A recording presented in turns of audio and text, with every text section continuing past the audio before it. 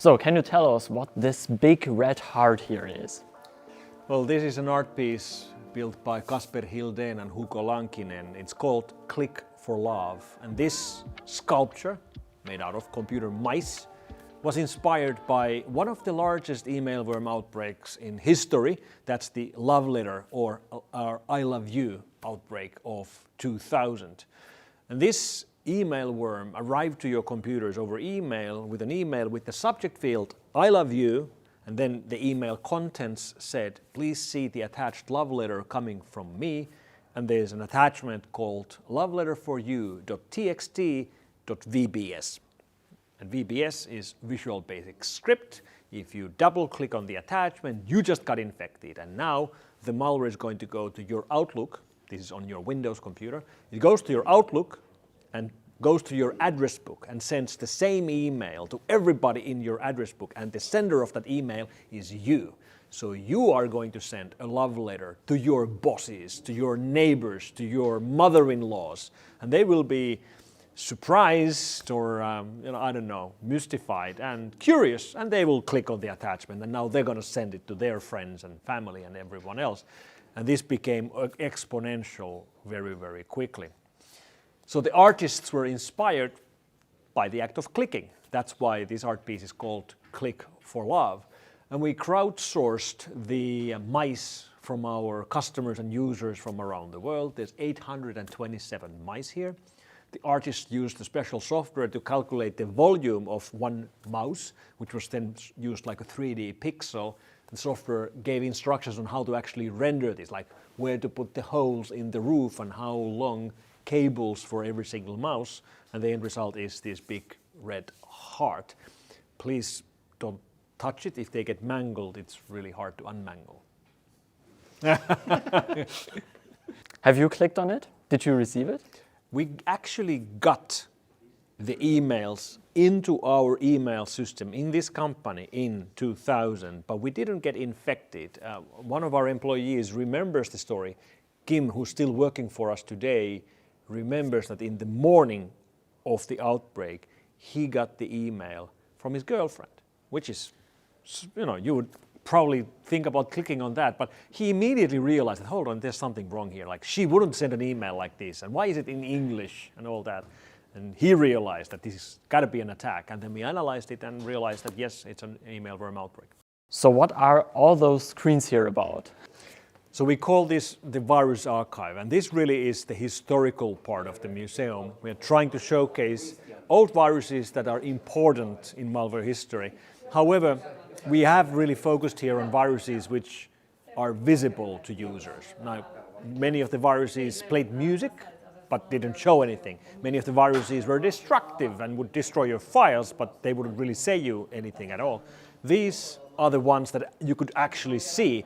And most of these are from 1990s. The oldest ones we represent here are from 1987. The newest ones are almost current. But for example, this is a great example. This is the ambulance car virus from 1990.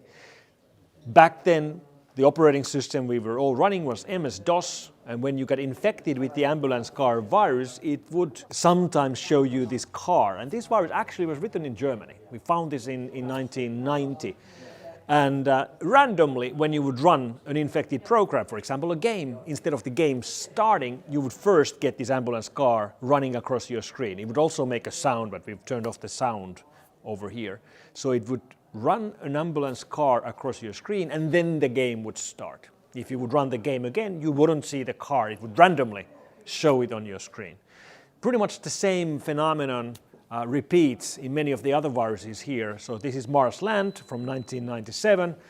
Pretty nice, like graphical, like demo that you see sometimes when you run infected files. Sometimes there are messages, like in the marine virus, which has a message in Russian. Sometimes you get animations. This is the Lichen virus from 1994. The Abraxas from 1993 shows this ANSI art picture. And we've recorded some of these with DOSBox, which is an emulator that you can run old MS-DOS programs in. Some of these have been recorded from real, actual infected computers. So we went and infected real computers and used a video camera to get the effect. Those we've done in cooperation with a YouTuber called Danoct1. He has a really popular YouTube channel where he collects videos as he infects machines with old malware. People are surprisingly interested in old viruses, and that's what we've learned as we've showcased these here as well. With all these art pieces here, do you have a favorite art piece, a favorite malware in this museum? Out of the virus archive, I guess my favorite is Casino. It's a tough choice because the very first virus I got infected with myself is represented here as well. It's the crew virus right here, which we found in 1991. I had no idea I had it on my machine until it showed these messages, which it sometimes brings up on screen. But I guess my favorite has got to be Casino. Casino virus we found early on in the 1990s, and it would infect your system, and then on 3 dates of the year, on the 15th of January or April or August, when you boot up the computer, the machine doesn't start normally. Instead, the virus activates. It takes a copy of your file allocation table. That's the information in the beginning of your hard drive about where all the directories are. And it would take a copy of that in memory, and then it would wipe over the file allocation table, which means you just lost all your files. And then it shows you a message explaining to you that I've just wiped your file allocation table. However, I have a copy in memory, and I can write it back to your disk, meaning that you recover all your files. And now it gives you 5 chances to play a game. Gives you 5 credits. And then you can actually play a game. It explains here, Disk Destroyer, a souvenir of Malta, because this virus was written in Malta. And you can actually win this game. Right now in this video, I'm trying to play this jackpot, and if I get 3 pound signs in a row, I'm going to win. And then it will really recover my files. If I don't get the jackpot, it's just going to hang the machine, which means you lost your files. And if you don't play, if you just reboot the machine, you automatically lose, because it's already destroyed the files. It just has a copy of the allocation table in memory. And when I was recording this video, I had a hard time losing, because it really is random. I think I played it 4 times and I won every time, and I really wanted to get a video of me losing, so that's what happens in the video here. So malware developers also have a sense of humor, I guess. I guess they have a sense of humor, although I think the people who were infected with Casino at the time were not laughing. What is the oldest malware you have in this museum here? It's Cascade. Cascade was an MS-DOS virus which was what we call a TSR virus. That's terminate and stay resident. It means that when you run an infected program, the virus loads in memory and it stays in memory. So every time you run another file, regardless of what it is or where it is, if it's on a floppy disk or in a different folder, every time you run a file, it's going to infect that file. Another thing it accomplishes by staying running in the background on the system is that it can do effects. So during the last 4 months of the year, when you work on an infected computer, you randomly get this effect where it starts dropping letters from your screen to the bottom of the screen. And of course, people in 1987 were mystified, like my computer is broken, like why are letters dropping to the bottom of the screen? Again, it was trying to be funny or to play tricks with the user, but this is what many of the early viruses did. And another case here which is interesting is this is VCL, Virus Creation Laboratory. This is from 1992. And this is not a virus.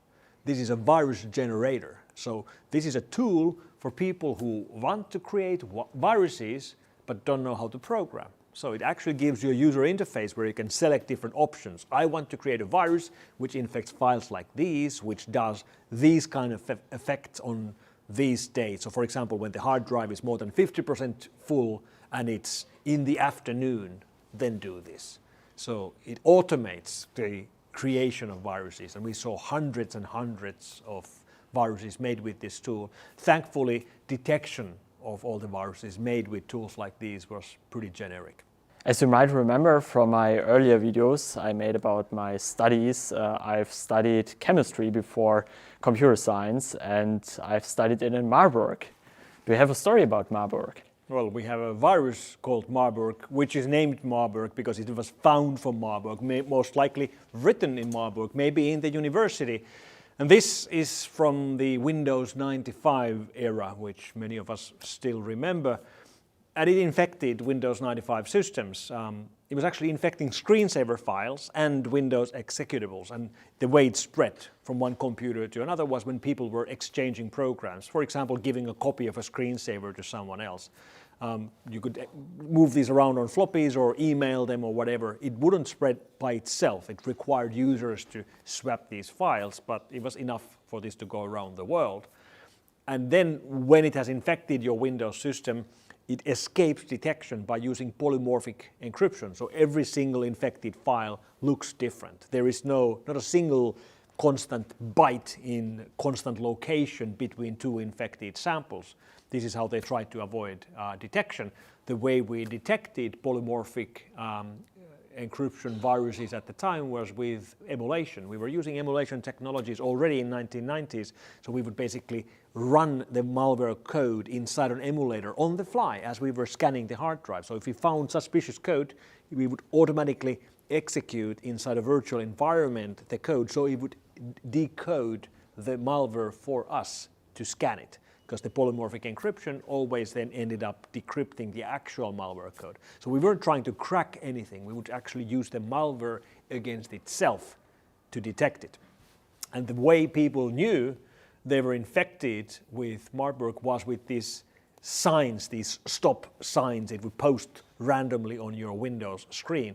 And these started appearing 3 months after the initial infection. So initially when you get infected, everything works, you don't see anything, but then after 3 months, your Windows is filled with error messages. So a very long incubation time. Yeah, it's a long incubation time indeed, but it works. If it would immediately tell you I'm here, then the malware wouldn't spread anywhere. Okay, and now we are looking at pictures that seem to be AI generated. Are those AI generated? Yes, but there is a twist. This art piece is called Cyber War. It's done by an artist called Greg Linares. Greg is an old school security guy. He's been around from the 1990s. The work here is based on a special environment he built, which actually input to this system is malware samples. So Greg's system eats malware samples. It automatically reverse engineers the malware samples and then uses a large language model to create English language descriptions of different functions inside the malware code. Those descriptions are then fed into an image generator algorithm modified by Greg, which is built on top of Stable Diffusion, and the end result are the images we see here. And the samples Greg used for this art piece are all samples written by the military intelligence of Russia, and they've all been used against Ukraine in the Ukrainian war. So for example, the malware sample that created this image is InDestroyer, which is the piece of malware which has cut power, cut electricity in Ukraine several times during the war. And these images we've then printed on aluminium, so that's why the light reflects so nicely out of these art pieces. So they are AI generated, but they all represent real code, in this case used in real war. So they are printed on aluminum? That's right, and it was a bit challenging. We were working with a printing agency, and when we got the original master images from the artist, I thought they were really high resolution. They were 4,000 pixels by 4,000 pixels, but the printing house got back to us and said, no, we need much higher resolution if you really want to print it on metal. So we asked Greg to re-render them, and we got the end results in 12,000 pixels by 12,000 pixels, and these are the largest JPEG images I've seen in my life. But the end result is pretty amazing. And what is this spider we are currently looking at? Well, this is a sculpture made by an artist called Joey Holder, which has been inspired by ransomware. It's called Araneomorph, and the artist was inspired by ransomware to create several different interpretations of what ransomware really feels like when you get infected. So it's made out of wood and bronze, and then we have this spider on top of it. And the reason why Joey used bronze is that over time bronze oxidizes. So right now it looks like nice, bright, shiny metal because it's brand new, but in a year it's going to be oxidized, it's going to turn green. And it sort of symbolizes how data corrupts over time. And then there's a hidden message. Here on top of this sculpture we see this hieroglyph-like scripture, and there's a message encoded inside that image. However, before encoding the message, as the last step, the artist used a one-way hash, which means there is a message, but there is no way to recover the message. No one will ever be able to decrypt the message from there, which was her way of symbolizing how information is locked away by a ransomware attack. And what are we looking at here? Well, it's an interactive art piece by Iko Kuusela. It allows the visitors to the Museum of Malware Art to catch malware with their own hands. There's a sensor here, and users can move their hand here and actually grab a malware from mid-air. Then the system will detect that, and it will render a unique piece of malware for every visitor. It uses AI to create the description, a name, and an image of the malware. And then visitors have 20 seconds to download it onto their phone, which is actually safe. It's not real malware, it's just a simulation. But this is a nice way of people interacting with the whole phenomenon and do something by themselves and create new pieces of art. Okay, so I will create my own piece of malware now. Just here and grab it. Let's see. Keep it. And you got a backdoor JS shellcode G1. Congratulations, it's beautiful.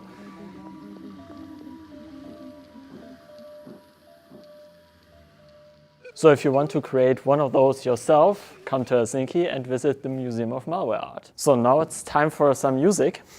What can you tell us about it this year? Finland is the heavy metal capital of the world. There's more heavy metal bands per capita than anywhere else in the world.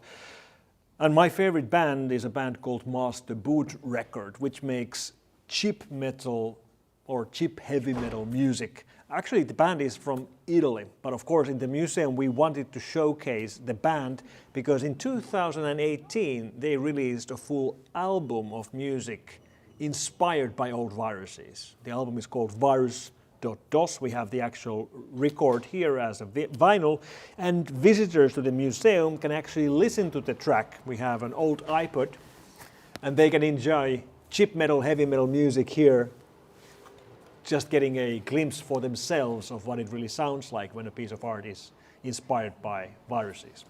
Yeah.